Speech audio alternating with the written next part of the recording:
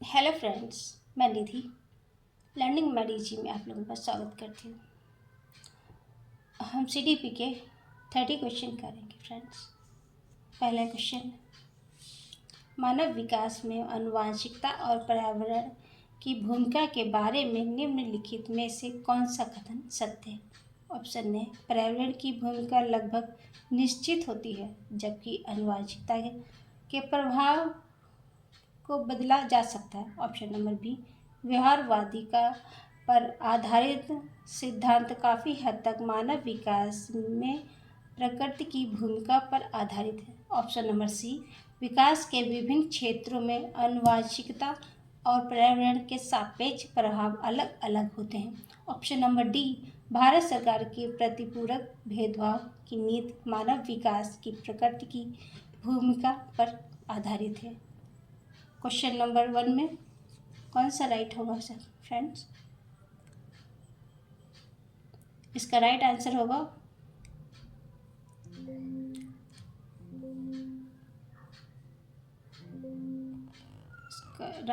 होगा सी, विकास के विभिन्न क्षेत्रों में आनुवंशिकता और पर्यावरण के सापेक्ष प्रभाव अलग अलग होते हैं, क्योंकि आनुवंशिकता और पर्यावरण के दोनों के प्रभाव अलग अलग होते हैं। हम जिस परिवेश में रहते हैं उसका प्रभाव अलग पड़ता है और आनुवंशिकता का प्रभाव अलग अलग होता है, इसलिए आनुवंशिकता और पर्यावरण का प्रभाव अलग अलग ही होता है। Option number C. Question number दूसरा, निम्नलिखित में से कौन सा बच्चों के भावनात्मक विकास के लिए सबसे उपयुक्त है? ऑप्शन नंबर ए, लोकतांत्रिक कक्षा का वातावरण। ऑप्शन नंबर बी, शिक्षकों की कोई भागीदारी नहीं है क्योंकि यह माता पिता का काम है। ऑप्शन नंबर सी, नियंत्रित कक्षा का वातावरण। ऑप्शन नंबर डी, अधिनायकवादी कक्षा का वातावरण। इसमें से फ्रेंड्स कौन सा होगा?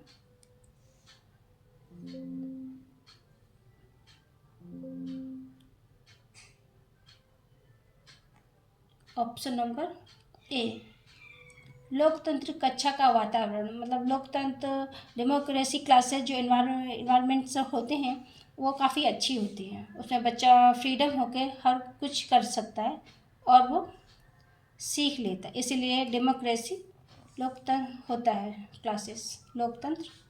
क्वेश्चन नंबर 3, कोई भी क्रोधित हो सकता है, यह आसान है, लेकिन सही व्यक्ति से सही समय पर सही मात्रा में सही उद्देश्य के लिए और सही तरीके से क्रोधित होना यह आसान नहीं है। यह संबंधित है किससे?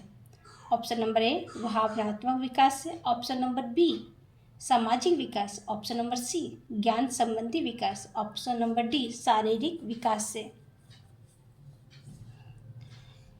किसी प्रकार का क्रोध किस तरीके का होगा?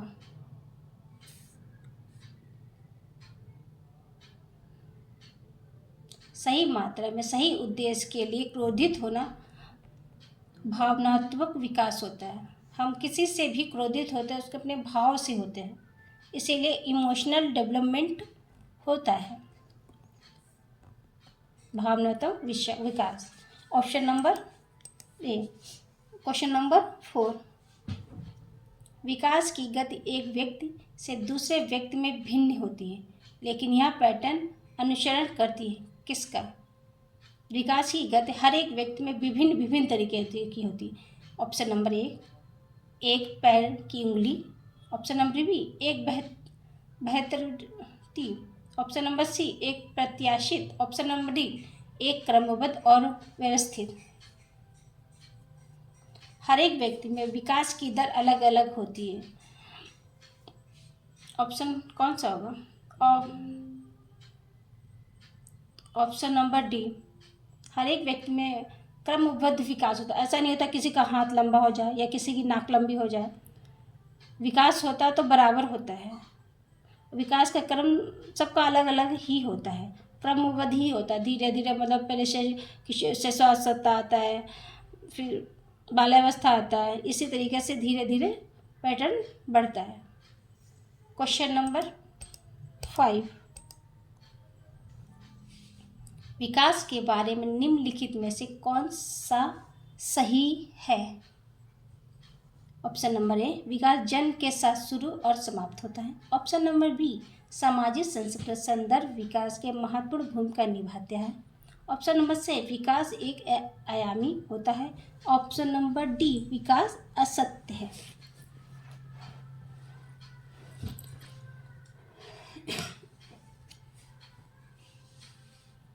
विकास के बारे में क्या सही है? विकास जन्मजात होता है क्या?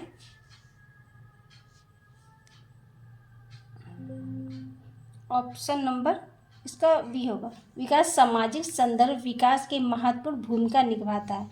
विकास है जो विकास वह सामाजिक संदर्भ, सामाजिक और संस्कृति दोनों की महत्वपूर्ण भूमिका निभाता है। हम संस्कृति से भी कुछ सीखते हैं और समाज में रहकर भी काफ़ी कुछ सीख लेते हैं।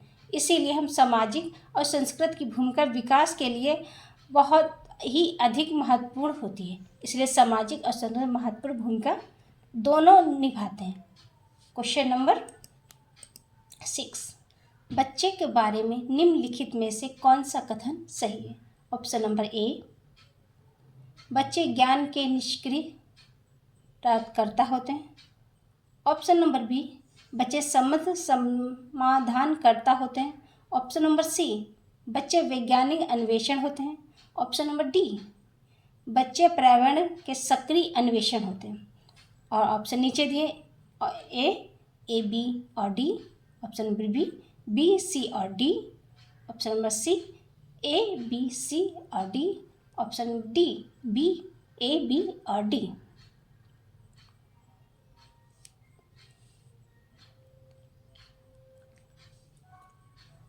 इसका ऑप्शन नंबर बी होगा, बी सी डी। इसमें बच्चे सक्रिय होते हैं, निष्क्रिय नहीं होते हैं। बच्चे समस्या समाधान करता होते हैं क्योंकि वो समस्या का समाधान करते हैं। बच्चे एक अन्वेषण वैज्ञानिक होते हैं क्योंकि वो नन्हे, प्याजे ने कहा भी है बच्चे एक नन्हे वैज्ञानिक हैं। बच्चे पर्यावरण के सक्रिय अन्वेषण, देखिए यहाँ पे सक्रिय है, ये सही है, इसलिए बी हुआ, बी सी और डी। क्वेश्चन नंबर 7, कक्षा 6 साल की एक बच्ची असाधारण खेल क्षमता दिखाती है। उसका माता पिता दोनों खिलाड़ी हैं और हर दिन कोचिंग के लिए भेजते हैं और साप्ताहिक में उसे प्रशिक्षित करते हैं। उसकी क्षमताओं के बीच बातचीत का परिणाम होने की सबसे अधिक संभावना है। आनुवंशिकता और पर्यावरण, option number A. Option number B, तरक्की और विकास। ऑप्शन नंबर सी, स्वास्थ्य और प्रशिक्षण। ऑप्शन नंबर डी, अनुशासन और कौशल। एक बच्ची है 6 साल की, वो माता पिता से भी एक अच्छी खिलाड़ी है। वो माता पिता से भी लेती है और पर्यावरण से भी लेती है, इसीलिए इसका ए होगा। एक 6 साल का बच्चा है, उसके माता पिता जो हैं वो भी खिलाड़ी हैं और वो प्रशिक्षण भी लेती है, इसीलिए उसको आनुवंशिकता से और पर्यावरण से दोनों तरीके से लाभ मिल रहा है, इसलिए वो अच्छी खिलाड़ी है। इसलिए दोनों का होना जरूरी है। क्वेश्चन नंबर 8, परा अहम उस चीज़ के बारे में बराबर है जिसे सामान्यता कहा जा सकता है। परा अहम किसके सामान्यता कहा जाता है? विवेक के, व्यक्तित्व के, काम वासना के, आत्मवृत्ति के।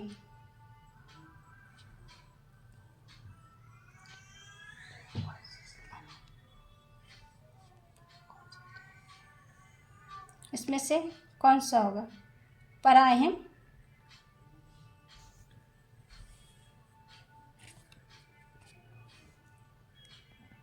Option number option number A विवेक होगा, कॉन्शियस। और क्वेश्चन नंबर 9, सपने से उपजी मांग या इच्छाओं की प्रतिनिधित्व करते हैं। सपनों से उपजी मांगों या इच्छाओं की प्रतिनिधित्व करते हैं, क्या? अचेतन, चेतन, अग्रचेतन, मृतवर्त। सपनों से उपजी क्या होगा?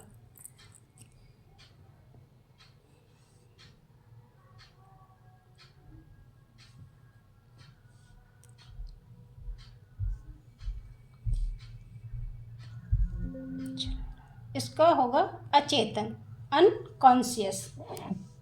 जैसे सपनों में हम कुछ भी सोचते हैं तो ख्याली पुलाव बता, हम अनकॉन्शियस माइंड से सोचते हैं। जैसे मतलब कभी कभी होता है कि हम बातें किसी की सुनते हैं और खो कहीं और जाते हैं, वो भी अनकॉन्शियस में ही आता है।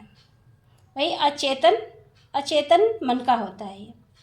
क्वेश्चन नंबर 10, अपने पति के साथ लड़ने के बाद एक युवा महिला अपने माता पिता के घर वापस आ गई ताकि उसके अपने माता पिता उसे लाड़ प्यार कर सके और बच्चों की तरह उसकी हर इच्छा पूरी कर सके। यह उदाहरण किसका? ऑप्शन नंबर ए दमन, ऑप्शन बी समाश्रयण, ऑप्शन नंबर सी नियतन, ऑप्शन नंबर डी प्रतिक्रिया गठन का।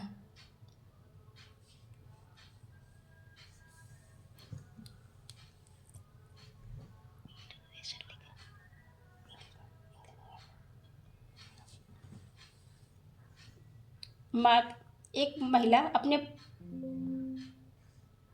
पति से लड़ाई झगड़ा करके अपने माता पिता पास आ गई ताकि वो लड़ाई झगड़ा के बजाय उसे प्यार मिले। इसे क्या कहते हैं?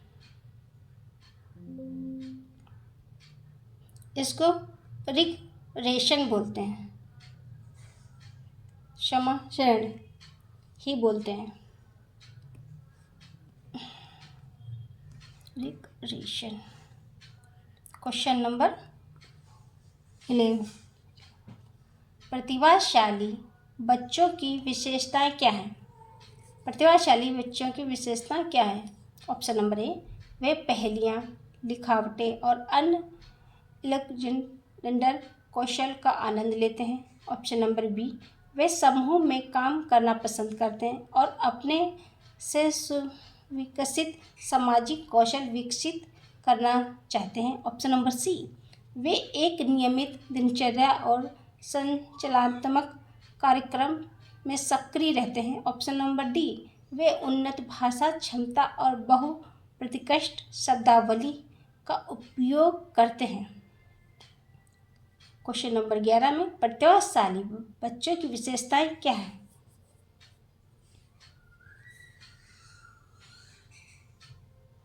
प्रतिभाशाली बच्चों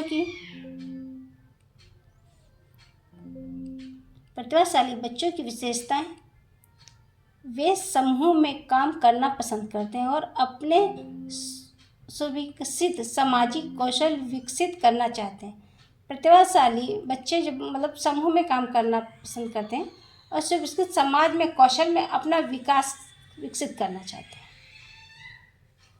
क्वेश्चन नंबर 12, निम्नलिखित में से कौन सी बुद्धि समस्याओं को हल करने के लिए मानसिक छवियों को हेरफेर करने और बनाने की क्षमता देता है और दृश्य क्षेत्र तक सीमित नहीं है?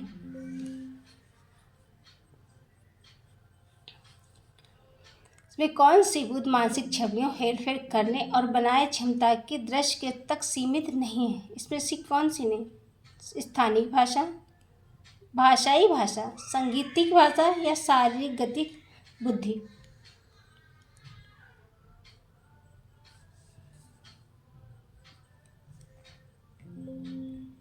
इसमें स्थानिक भाषा होगा।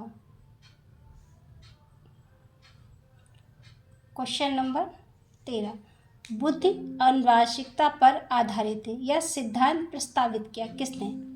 बुद्धि आनुवांशिकता पर आधारित ये किसने कहा? एक्स ने, स्किनर ने, बिनेट ने या स्पेयरमैन ने?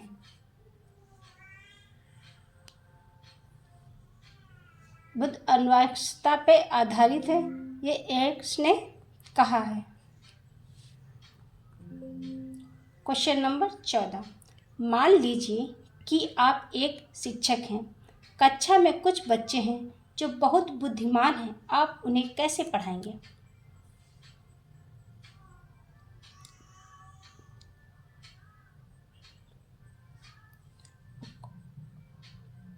ऑप्शन ए कक्षा के साथ, ऑप्शन बी उच्च कक्षा के साथ, ऑप्शन सी समृद्ध कार्यक्रम का संचालन करके, ऑप्शन डी केवल जब वे चाहेंगे। प्रतिभाशाली बच्चे हैं, उन्हें कैसे पढ़ाएंगे?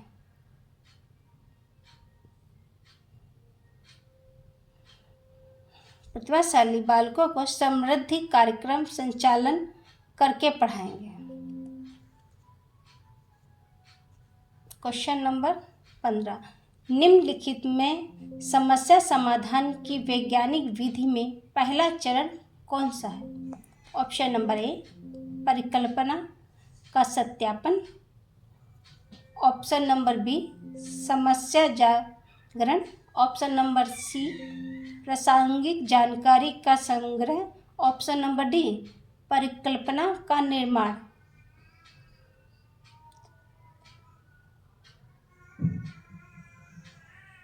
समस्या समाधान का वैज्ञानिक विधि का पहला चरण क्या है?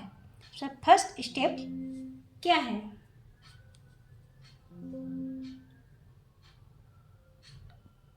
समस्या जागरण, प्रॉब्लम प्रिवेंशन।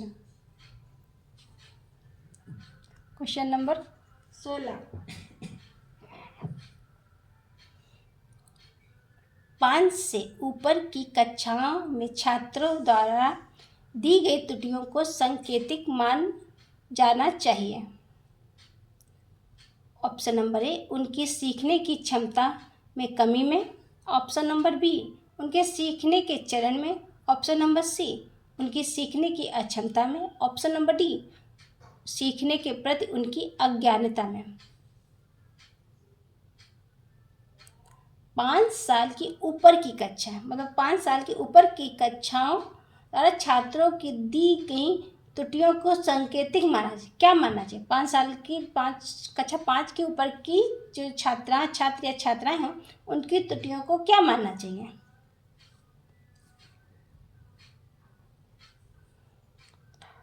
त्रुटियां हमेशा सीखने का एक चरण होता है।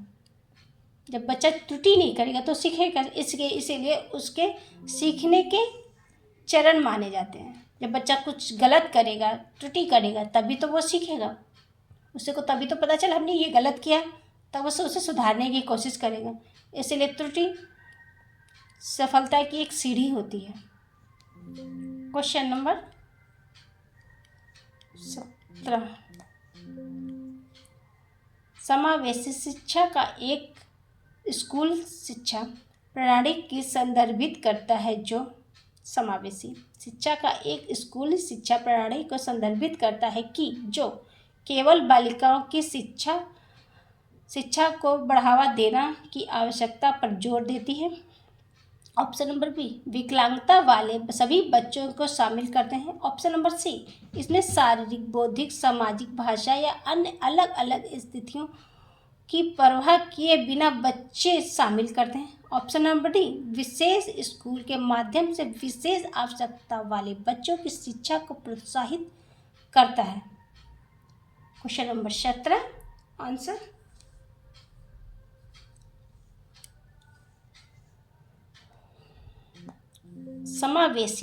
समावेशी शिक्षा प्रणाली में समावेशी में सारे बच्चे लिए जाते हैं। इसमें शारीरिक, बौद्धिक, सामाजिक, भाषा या अन्य जो अलग अलग क्षेत्र से आते हैं वो भी इसमें समावेशी में सारे बच्चे लिए जाते हैं। इसलिए शारीरिक, बौद्धिक, सामाजिक, भाषा या अन्य अलग अलग स्थिति की परवाह किए बिना बच्चों को शामिल किया जाता है। चाहे हैंडीकैप्ड हो, चाहे दृष्टिबाधित हो, विकलांग हो, कोई भी हो, सारे बच्चे उसमें शामिल किए जाते हैं। क्वेश्चन नंबर 18 निम्नलिखित में से किसे प्राथमिक स्तर पर शिक्षा का सबसे महत्वपूर्ण गुण माना जाना चाहिए? ऑप्शन नंबर ए, शिक्षण के तरीकों की योग्यता और विषयों का ज्ञान। ऑप्शन नंबर बी, उच्च मानकीकृत भाषा में पढ़ाने की क्षमता। ऑप्शन नंबर सी, सीखने की उत्सुकता। ऑप्शन नंबर डी, धैर्य या दृढ़ता।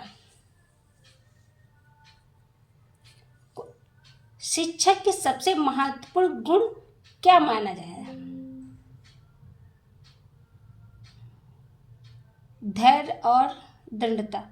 क्योंकि अगर मान लो शिक्षक योग्यता है, विषय का ज्ञान है और धैर्य नहीं है तो क्या फ़ायदा है। उच्च मानसिक क्षमता पढ़ाने की है, उच्च है तो बच्चे के हिसाब से तो पढ़ा नहीं पाएगा, क्योंकि बच्चों के हिसाब से बच्चा बन के ही पढ़ाना पड़ता ना। सीखने की उत्सुकता क्या है? धैर्य है, क्योंकि छोटे बच्चे होते हैं, शैतान भी होते हैं, वैसे भी होते हैं, तो थोड़ा धैर्य और दृढ़ता के साथ ही पढ़ाया जा सकता है। Question number, option number D. Question number 19, बच्चे दुनिया को लेकर अपनी समझ को सक्रिय रूप से निर्मित करते हैं। यह कथन किसका है? बच्चे दुनिया को लेकर अपनी सक्रिय रूप से समझ निर्मित करते हैं। यह कथन किसका है? कोहलर का, स्किनर का, पियाजे का या पावलोव का?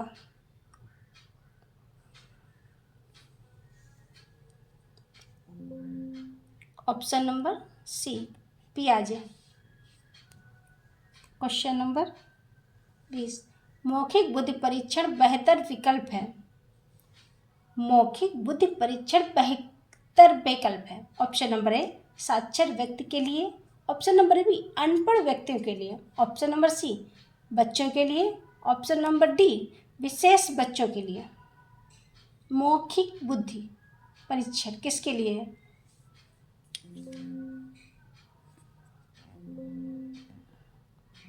बच्चों के लिए।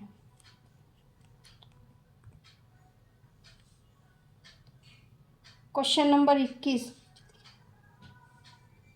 असाधारण रूप से बुद्धिमान बच्चा पढ़ाई में अच्छा नहीं कर रहा है, एक शिक्षक के रूप में आप क्या कदम उठाएंगे?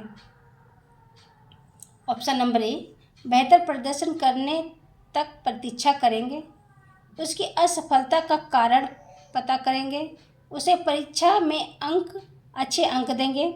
ऑप्शन नंबर डी, उसके माता पिता से उसे स्कूल से निकाल लेने के लिए कहेंगे।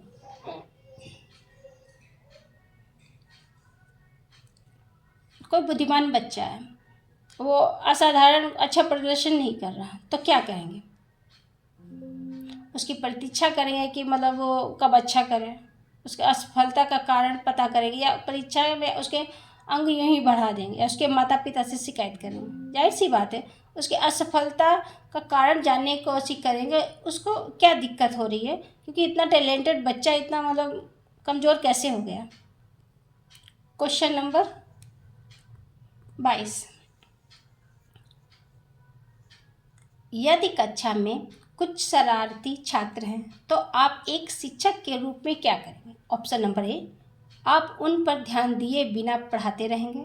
ऑप्शन नंबर बी, आप इन छात्रों के मनोविज्ञान को समझेंगे और एक उपयुक्त शिक्षण विधि अपनाएंगे। ऑप्शन नंबर सी, आप उनके माता पिता को फ़ोन करेंगे और शिकायत करेंगे। ऑप्शन नंबर डी, आप प्रिंसिपल से उन्हें स्कूल से निकाल देने की अनुरोध करेंगे।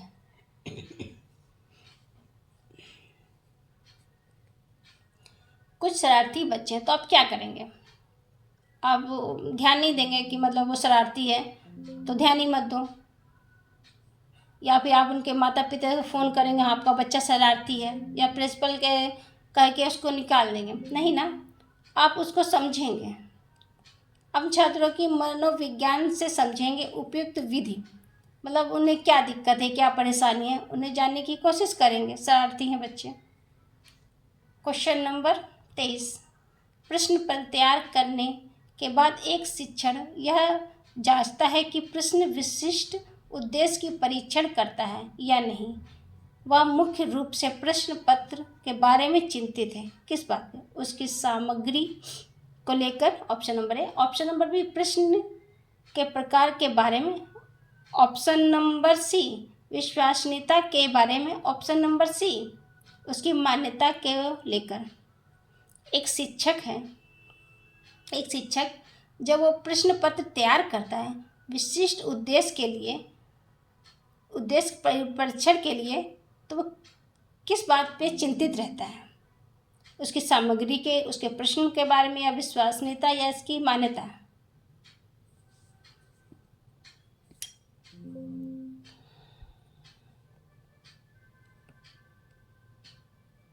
उसकी मान्यता के लिए।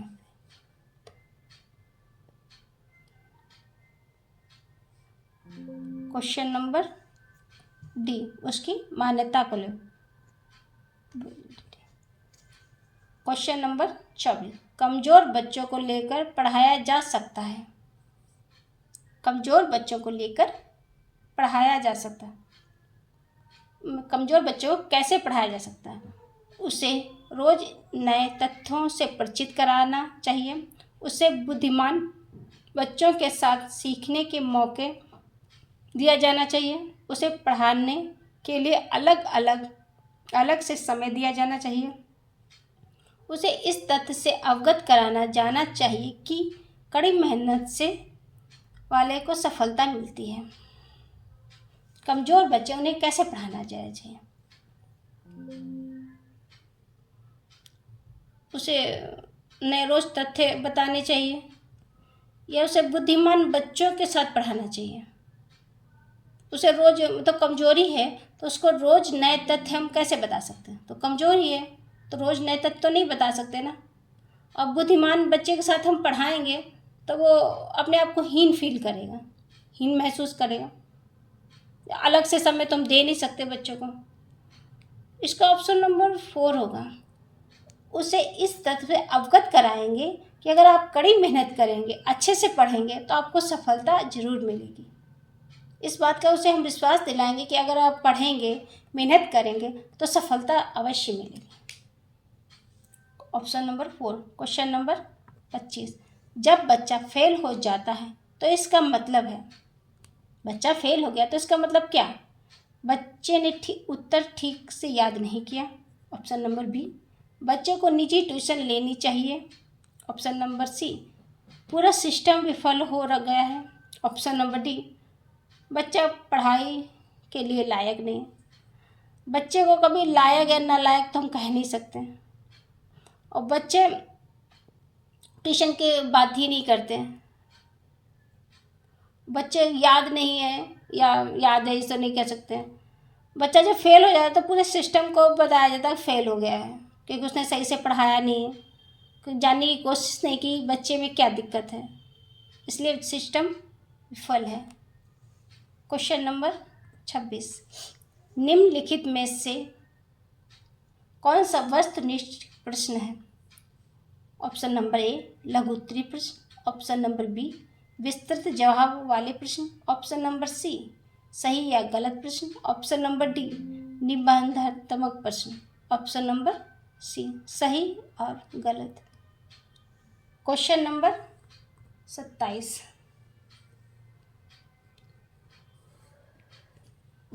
बाल मनोविज्ञान का मुख्य फोकस क्या है? ऑप्शन नंबर ए, अच्छा शिक्षक। ऑप्शन नंबर बी, बच्चा।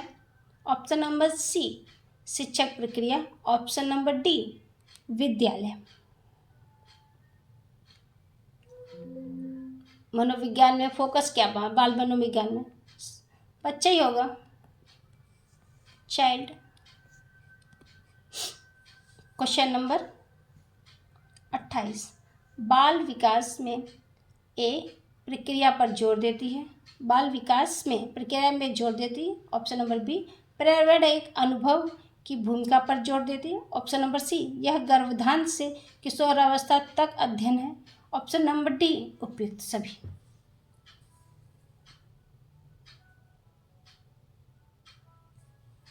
बाल विकास क्या है?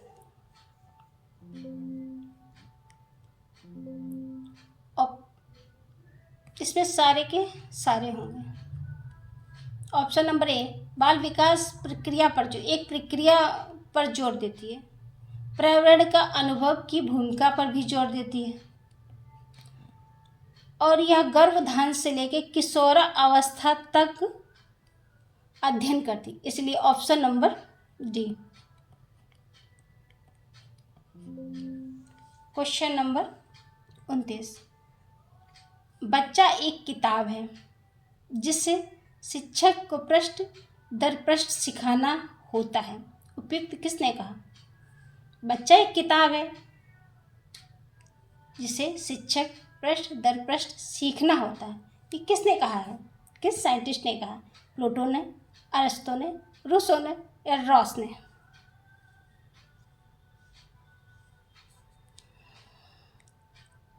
ये रूसो ने कहा है कि बच्चा एक किताब है। Question number 30। निम्नलिखित कथनों में से कौन सा सत्य नहीं है? सत्य नहीं है। आनुवंशिकता माता पिता से संतान में लक्षण का संचरण है। Option number B. विकास जीव और उसके पर्यावरण के साथ अंतःक्रिया का उत्पाद है। Option number C. आनुवंशिकता जन्मजात व्यक्तिगत लक्षण का उत्थान है। Option number D. आनुवंशिकता माता पिता से शारीरिक और मानसिक विशेषताओं से तक संचरण है।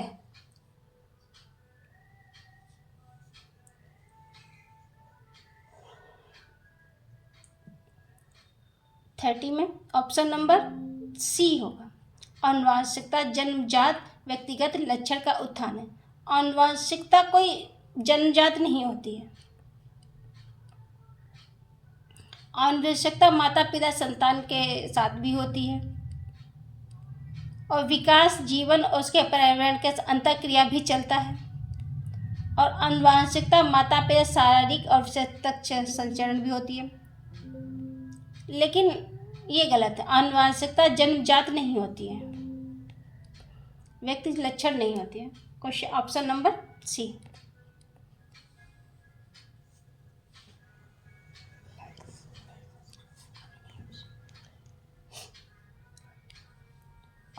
फ्रेंड्स, ये रहे 30 क्वेश्चन। अगर आपको क्लासेस अच्छी लगी है तो प्लीज़ लाइक कीजिए, शेयर कीजिए और सब्सक्राइब कीजिए। Thank you friends, bye.